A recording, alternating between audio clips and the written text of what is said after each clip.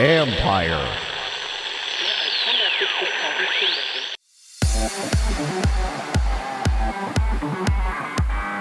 Isn't it time the streams caught up with real life? And hundreds are complaining about the delays in the stream and the buffering and why am I waiting so long for my stream to happen, and et cetera, et cetera. So this is growing, and I think we're at a point now where, enough is enough. That's Jed Corenthal, Chief Marketing Officer at Phenix, who continues to scream from the rooftops. Your streams are too far behind, and everyone knows it. This is the Future Sport Podcast. I'm Bram Weinstein.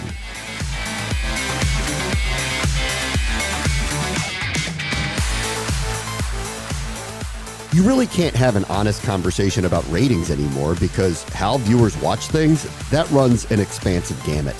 Bottom line is, though, that the Super Bowl had its typical gargantuan metrics of engagement.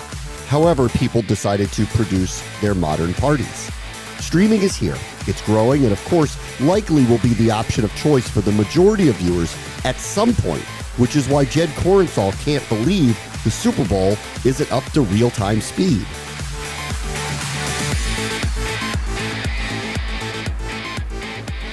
Our guest this week is a repeat guest, Jed Corenthal, who is the Chief Marketing Officer at Phenix, which is a company that offers real-time video streaming solutions with a half second of latency.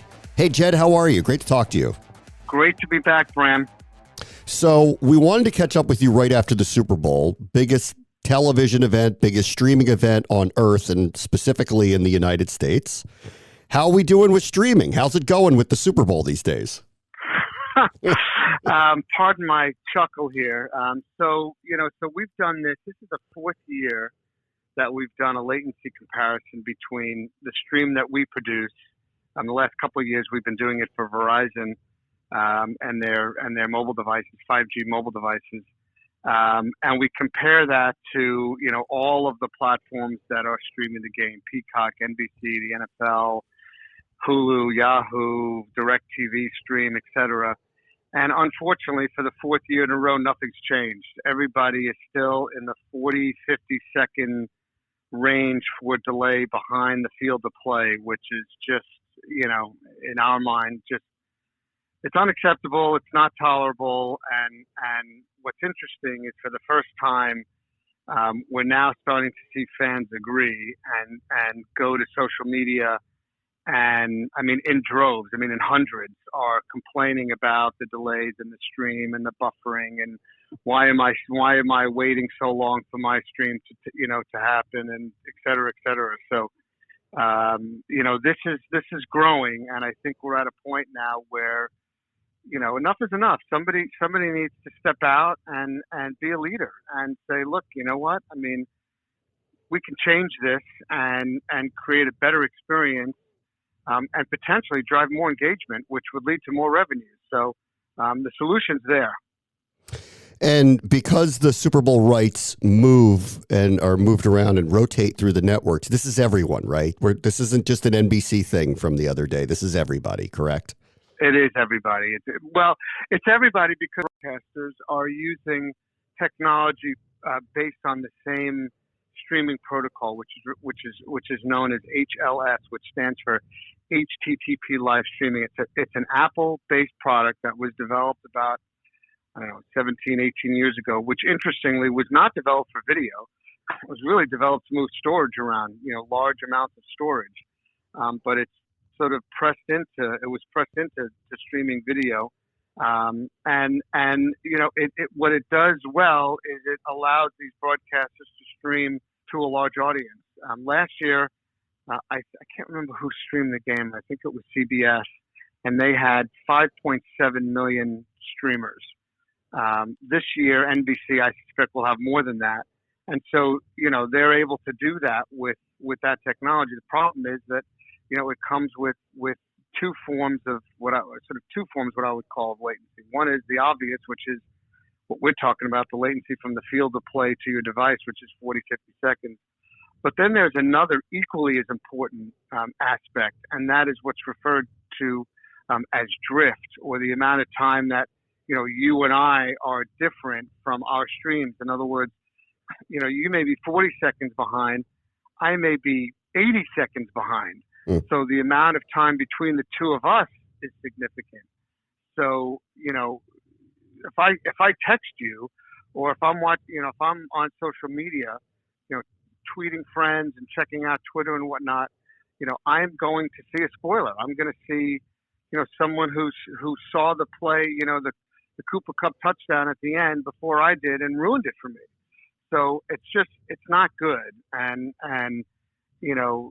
fortunately, what we've built is on a different protocol, which was built primarily for video conferencing, but we built it to scale. So we can take that same 5.7 million that CBS did last year, or 7 or 8 million, or whatever NBC has done this year, and stream it to the same amount that they are. Only we can stream it to with a half second of latency, so people are watching it at the same time as you are on if you were in the stadium. So the solution's there, and it's time to change. Well, let me ask you a broad question then. Like, why do you think this happened? Was it because if you're watching it on something without social media, you wouldn't even know that you're delayed, but it's because of social media that everyone now knows that they are missing things? Like, what? It feels like this is a gap that should have been closed a long time ago. They just decided not to close it. Is that the best way to put this? Well, yeah. I mean, I don't know if they've decided not to close it. I mean, in their defense, they've spent a lot of money on building a tech stack, and they've got human resources that are looking after the technology, and they've hired a lot of people, and they have a number of partners that have helped build the technology for them. So they've got a lot invested in what they have. And to your point, what's changed over the last couple of years is social media has exploded. And now, you've got people that are playing fantasy, and you've got people that are tweeting and texting and getting push notifications on a regular basis, just for any game, really, not just, the Super Bowl, any game. And NBA, MLB, it doesn't matter what the sport is. People are, chatting and texting and getting notifications and getting their ESPN or the score updates or wherever they get their updates from. And this is now becoming an issue because if you're streaming a game, you basically can't have your phone next to you because it'll just blow up and ruin the experience. You'll be hearing about plays before you see them. So yes, I think social media has had a big aspect of it. But I also think that just generally people are interacting more, with not only the content, but with each other. So I think that the combination of all of those things is kind of coming to a head. And I think it's time for the broadcasters to start saying, okay, well, what do I need to do? And if I change, how is this going to move my bottom line? Because that's what they're after, and understandably so. But we believe that by changing to real time, you're going to drive more engagement. You're going to have people, watch for longer, which means more eyeballs on your advertising, more eyeballs on your sponsorships. And if you start talking about, the holy grail of interactivity, which is betting, well, now you're starting to talk about people that are going to stay with the stream, even if the game's a blowout. So, there are just too many reasons not to look at what can be done to solve those issues. Yeah, I've been waiting to see when will gambling be generally incorporated into the broadcast. And if you watch the Super Bowl outside of the advertisements for gambling and fantasy providers, you're still not seeing it yet. But I think "yet" is the operative word here. That it's coming. They're partnered, and I think to your point, if you're going to have in-game betting, there can't be a lag. Like that's a complete impossibility if you're going to do that. Right. I mean, if you're going to do in-game, like true in-game betting, I mean, is like if you were watching the game, and just before that last play, the last touchdown play happened, did you want to bet on that play? Now, in some cases, you can micro bet. Companies like Simple Bet and some of the others out there are working with some of the books, like in being able to allow certain micro bets on the data, just based on the data.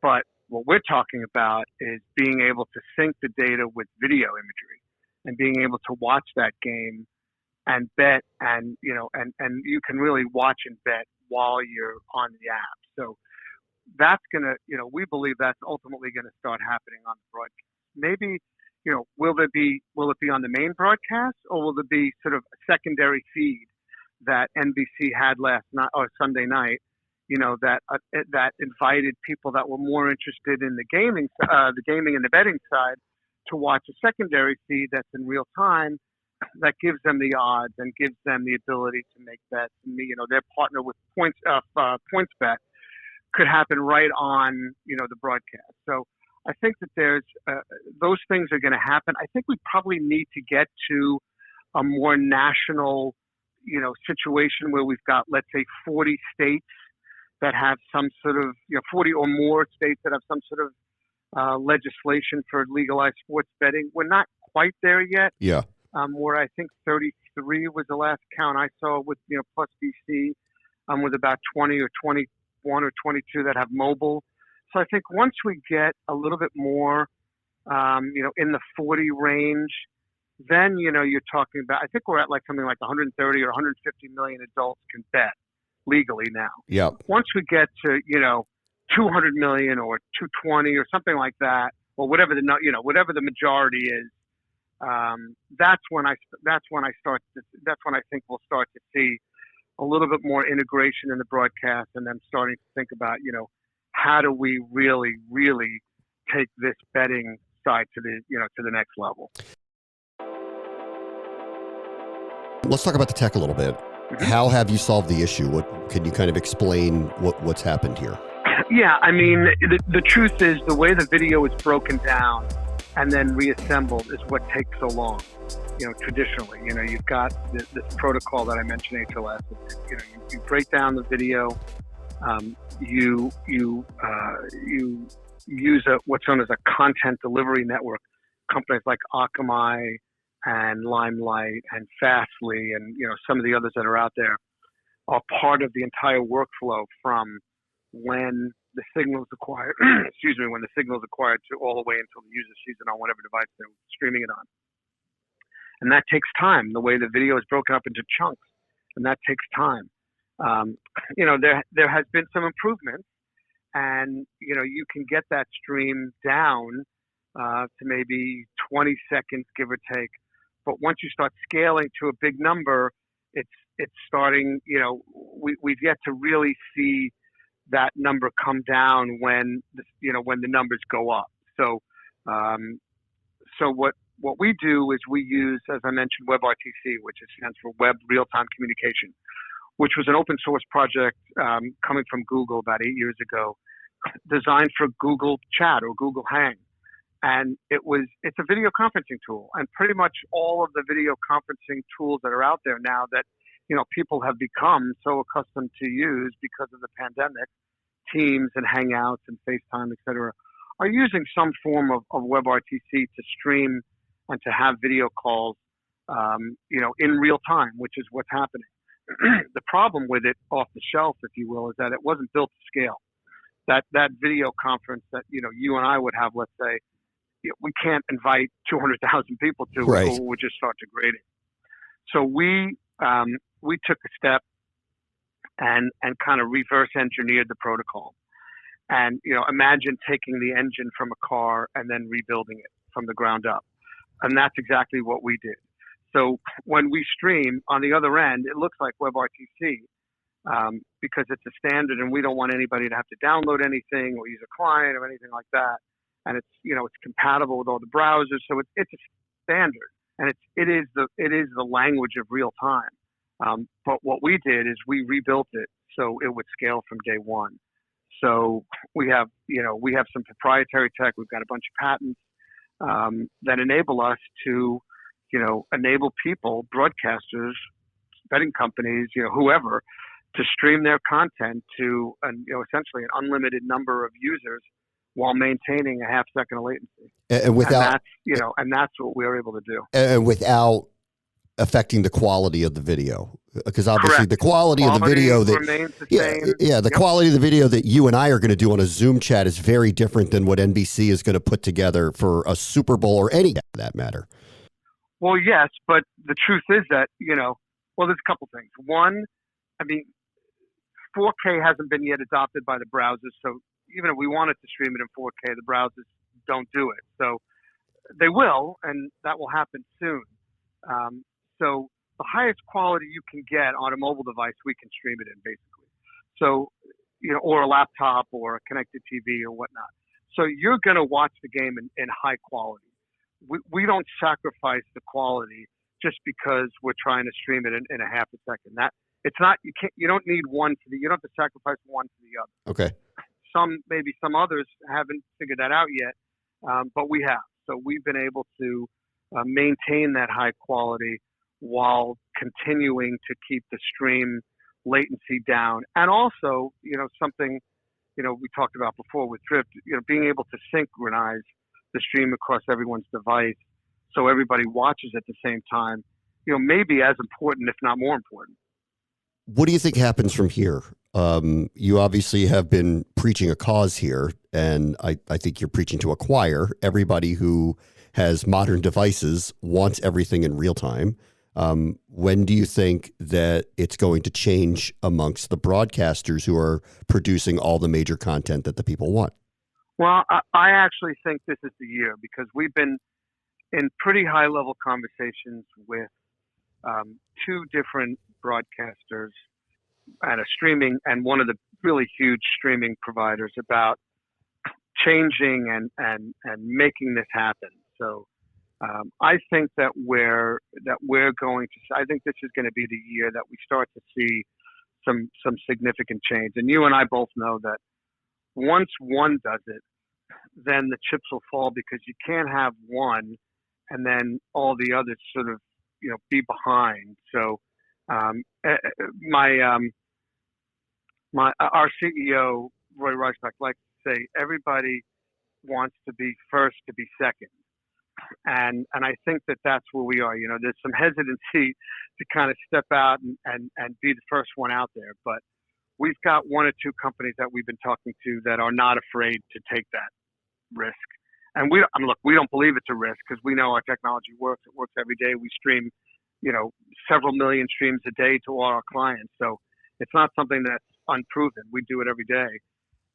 But I think that from the broadcast standpoint, they will. I think this is going to be the year where we start to see some significant change. Jed Corenthal is the chief. And I also think, sorry to interrupt you, I also think we're going to see some change on the sportsbook side. I think more and more sportsbooks are going to start acquiring rights to video. And we're going to start to see more of a watch and bet experience rather than a bet and watch, meaning you place your bet and then you watch the game on some, other device. I think we're going to move to, on the app itself, on the sportsbook itself, you can be able to watch a game and bet continuously while it's going on in play, all the way through. And I think this is the year we're going to start seeing that as well. You think DraftKings, BetMGM, someone like that's going to acquire rights? Mm-hmm. I do. We're starting to see it in a small way now. DraftKings has acquired rights to MLB games, one game a day. I think we're going to see more of that. I do. I think some of the big ones are going to. I mean, if you think about it, how do they differentiate themselves? Right now they're all spending tens or hundreds of millions of dollars on marketing and trying to get you to come to their sports book, and they'll give you, the first bet free or $500 of free bets, or, whatever the promotion is that you're trying to sway you to come to their sports book. But the problem is you get people and then they go to someone else and then they go to someone else. It's like a continuous cycle. So, there's got to be some ways that they differentiate. We believe real time is a significant one, and video is another, and they kind of go hand in hand. So being able to acquire rights and stream that content in real time. So now they're able to think about if you were watching that, you remember the Bills Chiefs game, the last 2 minutes of that game, something like, what was it, 25 points scored. Imagine if you're on your DraftKings or FanDuel or MGM, or pick your sportsbook app. You're on that app watching that game, and you could bet on every single play that was happening. I mean, the amount of money that would have been generated by those sports books would have been just ungodly. I mean, and that's where we're going to be. All right, I'll have a bet with you on that one, especially with the NFL. I'll have a bet with you on that one. I don't know if the NFL takes that leap and gives them the exclusive. The NFL right now, yeah. But I do think that there's going to be some packages. You know, a lot of the leagues have retained their betting rights in some manner, shape, or form, or are thinking about it, or trying to, or in their next deal will be more aggressive with their betting rights. So I don't think it's so far-fetched to think that maybe not, you know, as a sole provider, but a package of games to go to a sports book so you can watch and bet, I think is a very legitimate. Yeah, I guess baseball dabbled with the idea of doing it with Barstool, that's what was going to happen to that broadcast, and they ended up not doing it. So you might be right about that. The NFL one, though, I don't know. That'd be an interesting leap if they go that way. So we'll see. I'll have a bet with you on that. We'll do this again next year. We'll see where we are with that. But you might be right about some of these other sports. You know what? I'm not a betting man, but I'm willing to take that bet. All right. I think we're going to see some of the bigger leagues, and certainly some of the sort of tier 2, tier 3 leagues be more open to providing video rights to a sports book. All right, it's on. We'll do this again next year. We'll see where we land. It's on, he said. Jed Corenthal is the Chief Marketing Officer of Phenix. Thanks for joining us. My pleasure. Thanks, Brad. On the next Future Sport podcast, investing in the next big thing. That's where this entrepreneur is at. We've had two through our accelerator at Locker and eSports Tudo and Sports Media that are doing really well. And, related things like trading sports cards, NFTs. This is all really on the same umbrella. If you're someone who's a passionate sports fan and you want to get some, money behind your core beliefs, whether it's you're playing fantasy or betting directly on the game or prop bets or buying sports cards or your favorite player that you think will go up in value or invest in the NFT of that athlete. So we have Own the Moment. That's Jordan Flegel, Managing Director of Techstar Sports Accelerator, which is looking at the entire evolving universe of sports and technology. That will do it for this episode. As always, the future is now. This is the Future Sport Podcast. I'm Bram Weinstein.